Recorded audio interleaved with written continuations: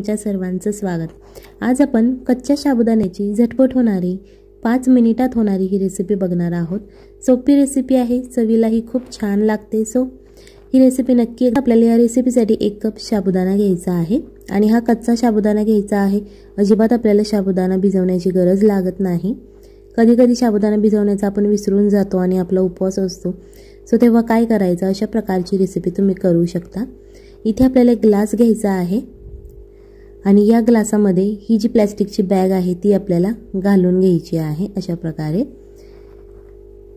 तुम्ही ही bag set करू शकता ग्लासमध्ये, जेणेकरून यामध्ये आपल्याला साबुदाणा भरता येईल। मध्यभागी हात घालून अशा प्रकारे ती सेट करून घ्यायची आहे। आता हा आपला ग्लास सेट करून तयार झालेला आहे।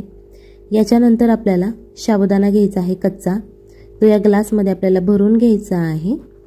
जेवढी तुमची प्लास्टिकची बॅग असेल तेवढाच तुम्ही साबुदाणा यामध्ये भरून घ्या, जास्त भरू नका। जेवढा तुमचा साबुदाणा बसतोय त्यामध्येच घालून घ्या। जर तुम्हाला 1 वाटी सांगितला असेल पण तो बसत नसेल, तुम्ही थोडा त्यामध्ये जागा मोकळी ठेवायची आहे, जेणेकरून ती अशा प्रकारे आपल्याला बॅग धरता येईल। आता ही साबुदाण्याची बॅग आपली तयार झालेली आहे, ती थोडीशी अशा प्रकारे फिरवून घ्यायची आहे आणि वरचा भाग त्याचा टाईट करून घ्यायचा आहे। अशा प्रकारची ही छोटीशी घासणी आपल्याला घ्यायची आहे। इथे आपल्याला 2 उकडलेले बटाटे घ्यायचे आहेत। हे बटाटे सगळ्यात पहिल्यांदा स्वच्छ पाण्याने धुवून घ्यायचे। याच्यानंतर आपल्याला हे बटाट्याचं साल काढण्याचं मशीन घ्यायचं आहे आणि अशा प्रकारे आपल्याला सगळ्या बटाट्याची साल काढून घ्यायची आहे, जेणेकरून ही रेसिपी करायला आपल्याला सोपी जाते। आणि सालीसकट बटाटे जर आपण या रेसिपीमध्ये वापरले तर तुमच्या तोंडाखाली ती साल येईल, सो ती रेसिपी चांगली होणार नाही। त्याच्यासाठी आपल्याला ही अशा प्रकारे बटाट्याची साल काढून घ्यायची आहे। व्हिडिओ आवडत असेल तर व्हिडिओला लाईक करा आणि जर तुम्ही चॅनलवर नवीन असाल तर चॅनलला सबस्क्राइब करा, जेणेकरून येणाऱ्या नवनवीन व्हिडिओजचे अपडेट तुम्हाला लगेच मिळतील। अशा प्रकारची आपल्याला खिसणी घ्यायची आहे। तुमच्याकडे जी खिसणी अवेलेबल असेल तुम्ही ती घेऊ शकता, मोठ्या होलची किंवा छोट्या होलची, जी अवेलेबल असेल तुम्ही ती घ्यायची आहे। आणि हे जे बटाटे आपण 2 बटाटे घेतलेले आहेत ते एक करून आपल्याला या खिसणीने खिसून घ्यायचे आहेत, जेणेकरून आपल्या रेसिपीसाठी ही सोपी गोष्ट होते बटाटा खिसल्यानंतर। सो जास्त वेळ लागत नाही खिसण्यासाठी, लगेच ही खिसून रेसिपी तयार होते। सो बटाटे आपल्याला खिसून घ्यायचे आहे। तुम्ही बारीक होलने खिसू शकता किंवा मोठ्या होलने खिसले तरीही चालतील। अशा प्रकारे आता आपले हे 2 बटाटे खिसून झालेले आहेत। जर तुमच्याकडे अशा प्रकारचे 2 बटाटे नसतील आणि मोठ्या साईजचा 1 बटाटा असेल तुम्ही तो घेतला तरीही चालेल। इथे आपल्याला एक मिक्सरचं भांडं घ्यायचं आहे। या मिक्सरच्या भांड्यामध्ये 1 कप साबुदाणा घालून घ्यायचा आहे। आणि हा कच्चा साबुदाणा घालायचा आहे, भिजवलेला नाही। याच्यानंतर आता मिक्सरच्या भांड्याचं आपल्याला झाकण घ्यायचं आहे, झाकण लावून घ्यायचं आणि हा साबुदाणा मिक्सरवरती फिरवून घ्यायचा आहे। अशा प्रकारे आता आपण साबुदाण्याचं हे पीठ तयार केलेलं आहे। पीठ म्हणजे एकदम बारीक करायचं नाही, ज्याप्रमाणे गव्हाचं पीठ असतं जाडसरच असं रवाळ, ज्याप्रमाणे रवा असतो आपला त्याचप्रमाणे दळून घ्यायचं आहे। इथे आपल्याला 2 हिरव्या मिरच्या घ्यायच्या आहेत। जर तुम्हाला मिरच्या तिखट जास्त आवडत असेल तर तुम्ही मिरचीचं प्रमाण वाढवलं तरीही चालेल, आणि जर तुम्ही ही रेसिपी लहान मुलांसाठी बनवत असाल तर मिरची नाही टाकली तरीही चालेल। आपण जो बटाटा खिसून घेतला होता तो आपल्याला 1 ते 2 पाण्याने स्वच्छ धुवून घ्यायचा आहे, कारण बटाटा खिसल्यानंतर लाल होतो। सो तो धुवून घेतला की लगेच अशा प्रकारचा सफेद होऊन जातो। त्याच मिक्सरच्या भांड्यामध्ये हा किसलेला बटाटा आपल्याला घालून घ्यायचा आहे। चवीप्रमाणे मीठ घाला। जरी ती उपवासाला बनवत असाल तर उपवासाचं मीठ घातलं तरीही चालेल। थोडंसं पाणी घाला, 2 ते 3 चमचे, आणि परत एकदा हे मिक्सरवरती आपल्याला फिरवून घ्यायचं आहे। जास्त पाणी घालायचं नाही, 2 ते 3 चमचे पाण्यात होऊन जातं। अशा प्रकारे तुम्हाला दिसत असेल बघा, हिरवट असा आपल्या पेस्टला कलर आलेला आहे, कारण यामध्ये आपण मिरची घातली होती। सो मी मीडियमचं असं बॅटर बनवून घेतलेलं आहे। हे बॅटर आता आपल्याला एका बाउलमध्ये काढून घ्यायचं आहे, जेणेकरून आपल्याला रेसिपी करायला सोपी जाईल। जास्त वेळ लागत नाही रेसिपी करण्यासाठी। व्हिडिओ आवडत असेल तर व्हिडिओला लाईक करा आणि जर तुम्ही चॅनलवर नवीन असाल तर चॅनलला सबस्क्राइब करा, जेणेकरून येणाऱ्या नवनवीन व्हिडिओजचे अपडेट तुम्हाला लगेच मिळतील। आणि जर अजून तुम्ही आपल्या इन्स्टा आयडीला फॉलो केलं नसेल तर त्याचीही लिंक मी तुम्हाला डिस्क्रिप्शन बॉक्समध्ये दिली आहे, तिथून तुम्ही फॉलो करू शकता। अशा प्रकारे थोडंसं पाणी घालून घ्यायचं आहे आणि हे बॅटर छान असं मिक्स करायचं। हे 10 मिनिटासाठी असं झाकून ठेवायचं आहे।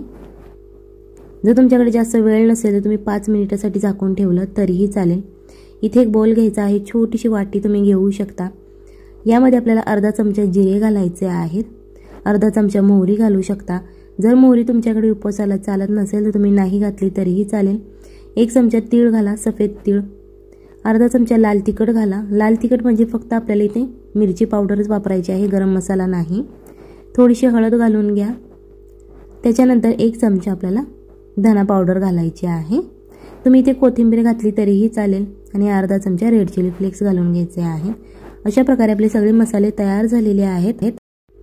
आता हे छान असं आपल्याला चमच्याने मिक्स करून घ्यायचे आहे, जेणेकरून हे जे मसाले आहेत ते सगळे एकजीव होतील आणि छान असे मिक्स होतील। दिसायला हे खूप छान दिसतं हे। इथे आपल्याला एक छोटा पॅन घ्यायचा आहे आणि या पॅनमध्ये आपल्याला तेल घालून घ्यायचं आहे। तुम्हाला जर तूप किंवा बटर आवडत असेल तुम्ही ते घातलं तरीही चालेल। 2 चमचे आपल्याला तेल घालायचं। तेल गरम झाल्यानंतर आपण जो मसाला तयार केलेला आहे तो मसाला या पॅनमध्ये घालून घ्यायचा आहे आणि गॅस बारीक करायचा आणि बारीक गॅसवर आपल्याला हा थोडासा असा फ्राय करून घ्यायचा आहे। जास्त फ्राय करायचा नाही तर तो काळा होईल। अशाच प्रकारे त्याचा कलर दिसला पाहिजे। आता आपला हा मसाला फ्राय झालेला आहे, गॅस सुद्धा बंद केलेला आहे। हे जे बॅटर आपण 10 मिनिटासाठी ठेवलं होतं ते तुम्हाला दिसत असेल बघा, खूप छान असं तयार झालेलं आहे। जो आपण मसाला फ्राय करून घेतला होता तो मसाला आपल्याला आता या बॅटरमध्ये घालून घ्यायचा आहे। छान असा मिक्स करायचा आहे। तुम्हाला दिसत असेल बघा, पिवळसर असा रंग आलेला आहे। परत 5 मिनिटासाठी झाकून ठेवायचा, कारण आपण मसाले घातलेले आहे, सो तो जो मसाल्यांचा वास असतो तो याच भांड्यामध्ये राहिला पाहिजे। 5 मिनिटे झालेली आहेत आणि हा मसाला आता आपण हे जे बॅटर तयार केलेलं आहे तुम्हाला दिसत असेल बघा, खूप छान असा कलर आलेला आहे आणि सुगंधही खूप छान येतोय।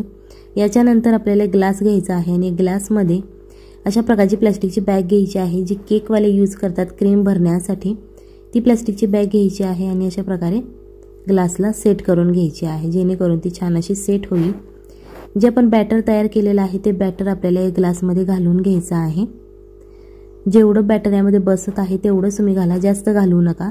जर तुमच्या पिशवीचा आकार मोठा असेल तर तुम्ही जास्त घातलं तरीही चालेल, कारण ते वरच्या बाजूने बाहेर येऊ नये यासाठी आपल्याला थोडं यामध्ये बॅटर घालायचं आहे। अशा प्रकारे आता आपलं हे बॅटर घालून झालेलं आहे।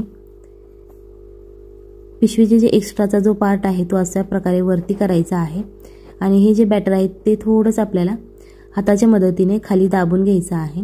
यामध्ये तुम्हाला बुडबुडे दिसत असेल ते बुडबुडे सुद्धा काढून घ्यायचे आहेत। अशा प्रकारे आपलं हे बॅटर आता तयार झालेलं आहे। हे आता आपण त्याच ग्लासमध्ये घालून ठेवणार आहोत। इथे आपल्याला तेल गरम करत ठेवायचं आहे आणि जी पिशवीचं पुढचं तोंड आहे ते आपल्याला कापून घ्यायचं आहे। तुम्हाला जेवढं हवं असेल तेवढं तुम्ही कापू शकता आणि अशा प्रकारे छोट्या छोट्या चकल्या आपल्याला या तेलामध्ये सोडायच्या आहेत। चकल्या सोडल्यानंतर तुम्हाला लगेच पलटायच्या नाही, थोडंसं ते फ्राय झाल्यानंतर आपोआप सुट्ट्या होतात। ही जी एक पद्धत झाली। आता ही दुसरी पद्धत सांगते तुम्हाला जी पद्धत आवडेल तुम्ही त्या पद्धतीने करू शकता। छोटीशी आलं खिसण्याची खिसणी घ्यायची, 2 ते 3 मिनिटात तेलात अशी सोडून द्यायची, जेणेकरून ती गरम होईल आणि याच्यानंतर याच्यामध्ये चकली घालून घ्यायची आहे। ती तेलात सोडायची। जेव्हा ही चकली शिजते तेव्हा ही या खिसणीपासून आपोआप सुट्टी होते चकली। ही झाली दुसरी पद्धत, तुम्ही ही सुद्धा ट्राय करू शकता।